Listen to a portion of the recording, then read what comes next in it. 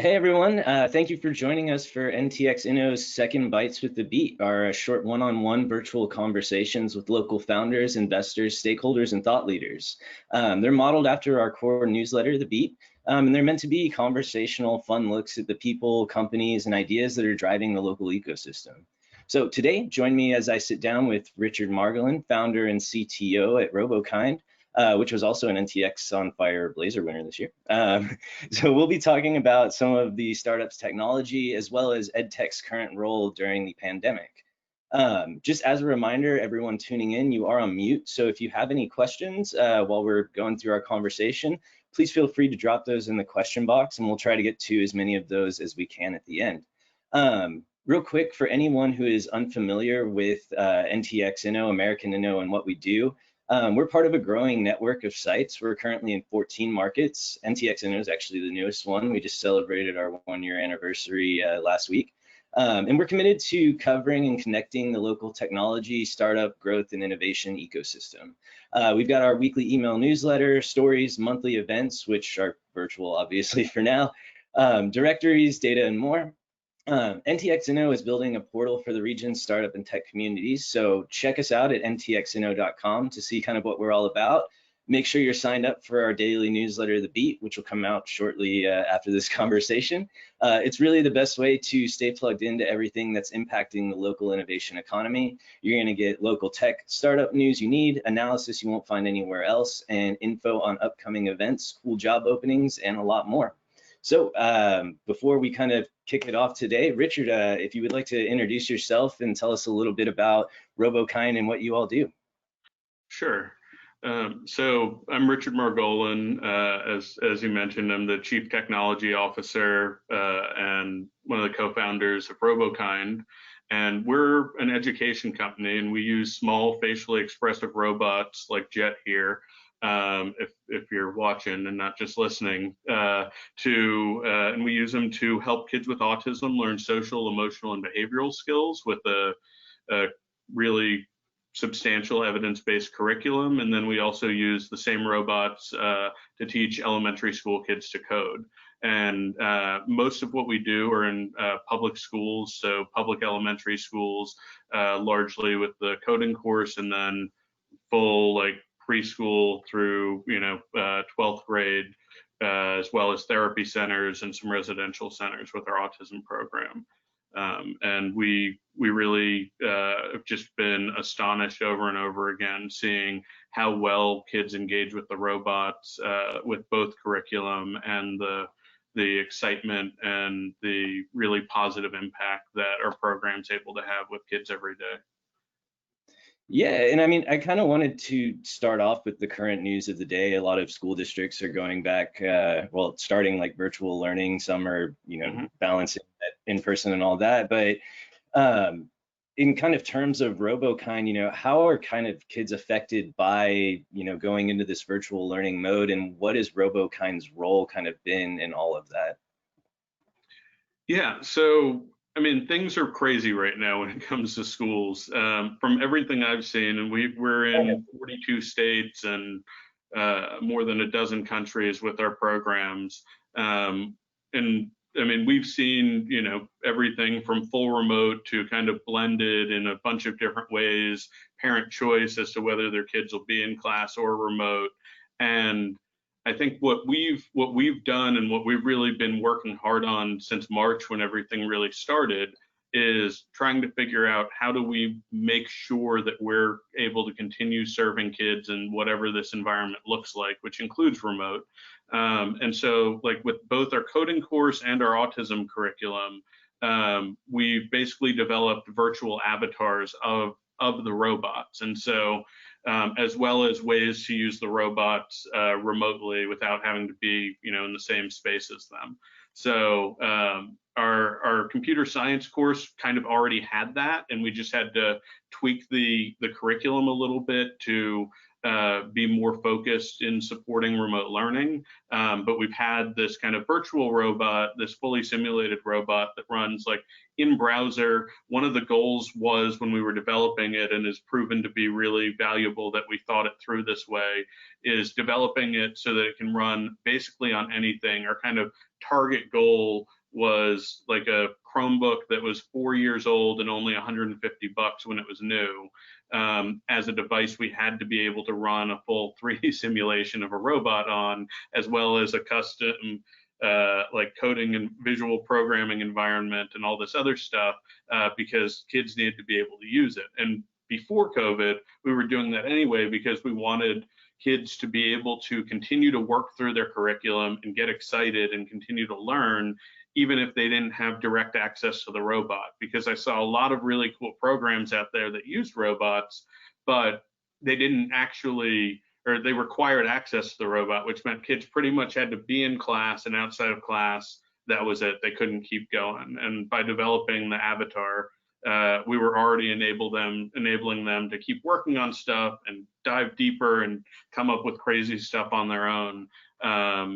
Anyway, we didn't have that with the autism program. And so we basically spent a lot of the last few months just working on developing an avatar version of that. And we actually demoed it internally for the first time last Friday, and are planning to have it out, in schools in the world in the next few weeks. But I mean, I think our role is, especially with autism, is really making sure that those kids with special needs aren't being left behind.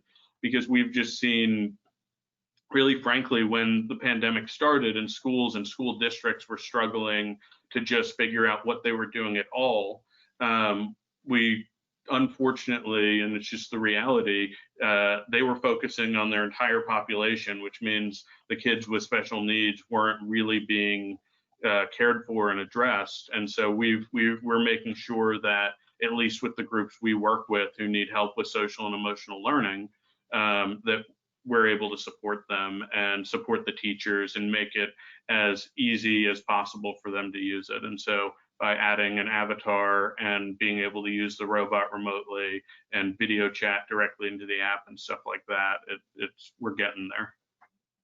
Yeah, I mean, I kind of wanted to ask about that. Like, for people who are unfamiliar, what are some of kind of the challenges or like needs that students on the autism spectrum have that, a lot of it comes from like kind of that visual and like connection. So I guess like, what are some of the needs that they face that's kind of being lost with some of the virtual learning?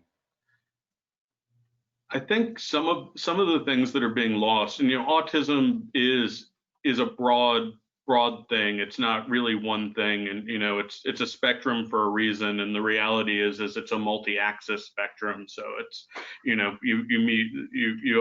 hear people say you meet one person with autism and you've met one person with autism, and so the needs vary widely. But I mean, we work with a lot of younger kids who vary from being completely nonverbal, having regular violent meltdowns, and having a lot of difficulty and needing a lot of support even when they're in school. And then we work with kids who are, just need help with some kind of social communication or recognizing facial expressions, but otherwise are good to go, and kind of everything in between, and 100 other outliers I can't think of right now.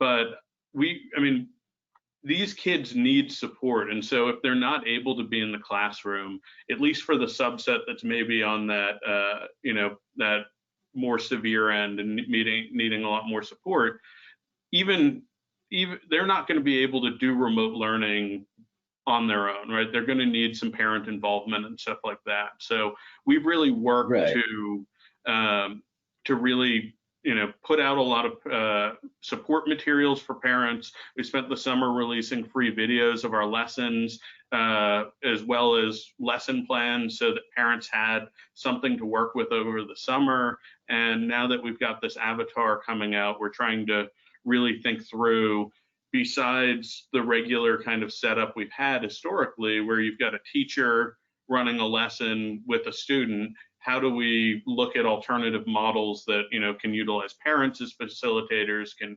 utilize other types of hardware, and just make sure that the curriculum and the materials are there and available to support these kids is really the focus. And any way we can come up with doing that, we're really exploring and experimenting with right now. Yeah, and I guess like how does like the way that, you know, your robots and your technology is designed, how is it kind of designed around the needs that they have? Yeah, so I mean, so the robots are facially Also, for anyone expressive. watching, we will do a little demo here later. Yeah, yeah. So the robots are facially expressive. We which is unique to us. We're really the only people.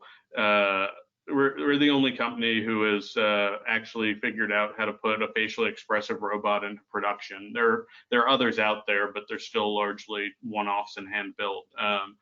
But it was designed, you know, to work with kids. So it's small, it's cute, it looks like a kind of robot superhero with a, you know, childlike anime face that fully moves. And so when you're teaching social communication, when you're teaching expression recognition and emotion recognition, you know, having a face that's, you know, engaging and moves is really important. So we've got that. You know, the body gestures and moves as well. We've got a little screen on the chest, and when we go into the demo, you'll see we use flashcards on the chest to reinforce really important vocabulary, because, you know, just repetition's important, but also, you know, these are a lot of just standard learning reinforcement techniques. And then Mhm.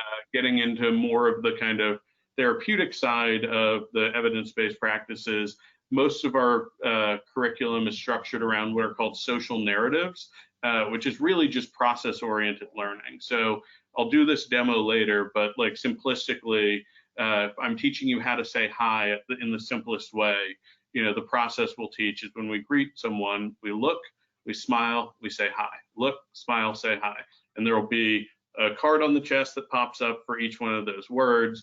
We'll say it over and over again, explain it in a couple different ways, and then we'll show videos of kids actually doing it in different, you know, scenarios in school, in the classroom, in the locker room, carpool, things like that. And then we'll show a kid missing one of those, you know, key 3 steps, and we'll kind of quiz on it.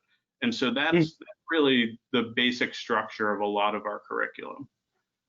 Yeah, and I mean, I'm always curious, like, I mean, robots are obviously cool, but I'm always curious, like, how did you kind of get into this? And I guess, like, kind of what is the origin story behind the creation of RoboKind? So I have a weird background, generally speaking. I started in research, like pretty hard research, not in robotics though, when I was 13 years old. I started working at a genetics lab during the Human Genome Project. What Um, every spare time, right? Yeah. yeah, yeah. And so got to work there. While I was there, besides the genetics and kind of wet lab chemistry portions of it, the lab I was working in was doing a lot of like AI development to basically like early neural nets to try and identify just where genes started and ended, stuff like that. And so that kind of got me. I was always, you know, a tech kid basically, but that really kind of got me into the like seeing what I could do and understanding how to create and develop kind of side. And so I moved from there when the Human Genome Project ended to some other research. I did nano materials development, and along the way, I was also separately kind of starting my own little companies, because I'm the kind of person that anytime I ever have a hobby, it turns into a business. Um, and so did all of that, and finally really got into robotics a little bit in college through like a college robotics team while I was studying computational neuroscience, and saw like really got into linguistics and communication and kind of things like that in terms of what machines could do, or theoretically where we could take it. And I was fortunate enough to get an internship with a robotics company that was doing human-sized, human realistic robots. And was there for several years and went from like intern to their engineering director in just a couple of years, and ended up supporting a lot of autism research through university customers and saw the potential for stuff like this and started learning about autism, learned about another previous 25 years of research using robots with people with autism. And but those robots we were building at the time were multi-million-dollar platforms, and we were never going to really turn that into a full-fledged product. And so RoboKind really started kind of with the understanding that we could use robots like this to really help and benefit people in ways that other people can't, especially for certain special populations, but even more broadly, just as an education platform. And then, all we had to do was figure out how to get from robots that cost millions of dollars to a robot with a curriculum and professional development and everything else that could all go into a classroom and serve 10, 20 kids on the autism side or several hundred kids on the computer science side for pretty inexpensive. And the robots had to be able to get pretty much beat on for 3 or 4 years and take it. So Right. yeah, that I optimistically, because I was 24 when we started RoboKind, thought we could get that done in like 18 months, and it took about 4.5 years. And I was just fortunate enough to be able to sell basically previous generation of robot that was way more expensive and more for research to generate some revenue along the way, and as well as continue to raise money to make it happen. But now we're in hundreds of school districts all over the country, working with tens of thousands of kids most days, and just seeing over and over again just huge like giant leaps for a lot of kids, both with autism as well as in the computer science area, just seeing kids and talking to kids who really never thought this was something they could learn, but getting to really see that we put together something that's engaging, it's fun, and we basically trick them into learning stuff that's frankly more advanced than in some of my graduate level mechanical engineering classes we're getting second and third graders to do. So Nice. yeah. Just the basics of elementary school education. Yeah, I mean, why not? Yeah, I mean, if you can do it. So I guess you've seen this then kind of from a lot of different angles. So I guess, are there kind of any trends in ed tech that are either, I guess, that have been happening or that are kind of coming out of the pandemic that you kind of have your eyes on? I guess just kind of, where do you see ed tech's kind of role in the future of kind of education? I mean, I think there's no question that technology is going to be important, forever into the future. I think what we're really seeing in terms of changes with the pandemic is obviously the whole remote learning thing is new to the majority of schools, and so a lot of technologies around that and supporting that. And with that, I think figuring out ways to effectively decentralize learning by using technology to assist students to be kind of a first level tutor. I mean, we have teachers that use our program and use our robots as co-teachers basically already, and have for a few years, where in addition to using our coding curriculum and stuff like that, these teachers are coding the robots to actually greet the kids in the morning when they come to class, to explain to them what they're going to be focused on and learning today, and even having robots over here, at one table with a small group of kids, explaining and teaching some things, and even being able to answer some questions while the teacher is able to hop around and give some individual help. And so, that's one example of, some pretty amazing things we're seeing happen just with our stuff. But I think there's a lot of different versions of that and kind of where it can go.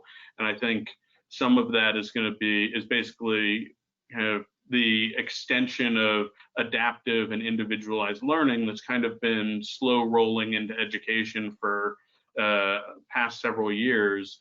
I think the degree to which we may want to start looking at using the technology to act as basically a teaching assistant or a co-teacher to support these teachers is really something that I'm keeping my eye on for other companies that are doing it well to either, partner with or, get to know or use their tech or something like that. Because I think that's where there's the most opportunity to, both build a good business right now, but also to, really substantially positively impact the most people possible.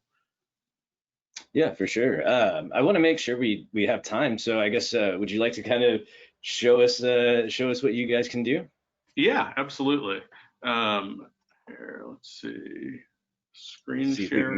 All right, is my screen up? Okay, so I kind of talked about the greetings demo earlier. So what I'll do is I'll start this intro to greetings. I'll bring Robot a little closer to the screen so everyone can see him a little better. And what you'll see basically, this is a simulated view of a teacher's tablet and a student tablet. And you'll see that greeting lesson I kind of talked about. And we'll just go through like the first question, and you'll kind of get a sense of all of it. But basically, we'll teach everyone how to say hi as a good starting point. So we'll get that going. And our actual iPad app looks a little prettier than this for anyone watching the video. We're going to learn about saying hi to friends today. This is called greeting. When we greet a friend, we look at the friend's face, smile, and say, I can say hi to other kids. I can say hi to grown-ups. Let's see some of my friends saying hi to each other. Look at the tablet. Hi. Let's watch another example. Hi. Hi. Let's watch our last example.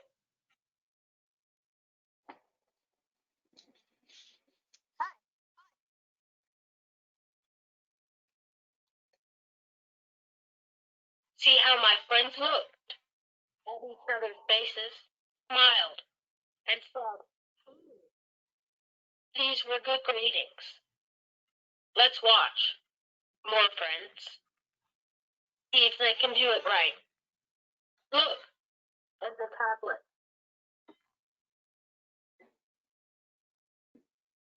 Hi.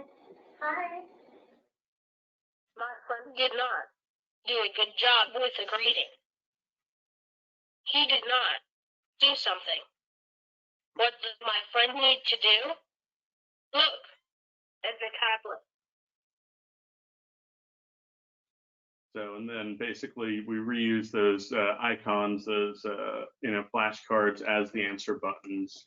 And so in that case, I think we all saw, for anyone watching, that the kid in the last video didn't look when he said hi.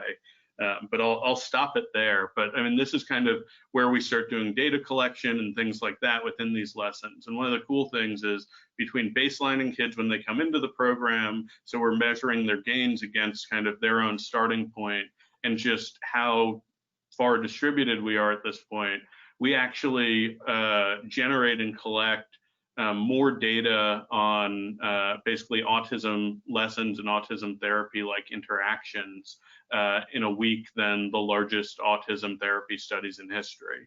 And so we're able to really kind of use a lot of that data to make our program better, but also partner with universities to look at designing studies around our own observations to help push the entire kind of industry of helping kids with social and emotional issues forward, but using better, more modern technology. So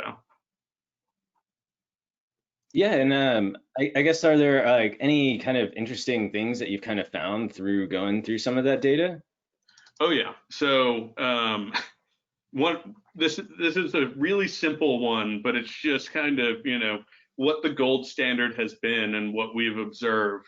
For instance, like with our videos and stuff like that, the gold standard in like trying to teach emotional expression, for instance, has historically just been start with like simplistic drawings and then work your way to photos of people. We instead start with a robot that's able to actually move and express himself. We have, because it's been gold standard, a section within every, say we're teaching happy, sad, and angry. We've got a lesson that uses photos. And what we saw, but then we have a lesson, first you identify, pictures and video of the robot, then you switch to pictures of people, then videos of people. So we saw a really high success with videos of the robot. And then when we switched, like in the 85+% average scoring, and then pictures of people, it would drop with those same kids down to like 20 to 30% accuracy. And then when you move back to videos of people, it would jump back up to that 85%. And so a lot of the research that's, that's always said pictures are kind of the best standard way to do it, were done in the 90s or earlier, frankly, and they didn't really have this type of technology to work with. And I think there's been a thought that, pictures will be simpler because they're static and you can look at them longer, but I think it takes out the humanity of these kids when you make that kind of assessment, because when you see the face move, it cues you where to look. And so, it's important to get, that kind of dynamic information. And I think people have kind of oversimplified their thinking in working with some of these kids and not given them enough credit for, the intelligence they do have. So that's one really simple one that we've just seen huge discrepancies between kind of what's considered gold standard and where we're seeing the best results. Yeah, and unfortunately, we only got time, it looks like, for one more question, but you seem like you're really passionate about, kind of what you're talking about and everything. So I guess I always like to ask, what is kind of the goal, impact, what motivates you with the work that you do with RoboKind? I think what motivates me, I think what motivates everyone at RoboKind is just having a really positive impact on the kids that we're serving. I mean, everything we do, all the development we do, the question always starts with, how is it going to benefit the students in the classroom? And then from there, we look at how do we also make sure we're benefiting the teachers and making it usable and things like that. But the starting question is always, how are we going to help? So, yeah, that's what drives us. It's not a bad motivation to have. Well, like I said, these are short conversations, so that's really all the time we have today. So I appreciate your time talking with us and everything. And thank you everyone else for joining us for our second installment of our Bytes with the Beat series. We'll be running these virtual events across all our networks, so I encourage you to check them out on our YouTube page. You can also check out past NTX Inno events there. And also be sure to check out ntxinno.com to learn more about our events and sign up for the Beat.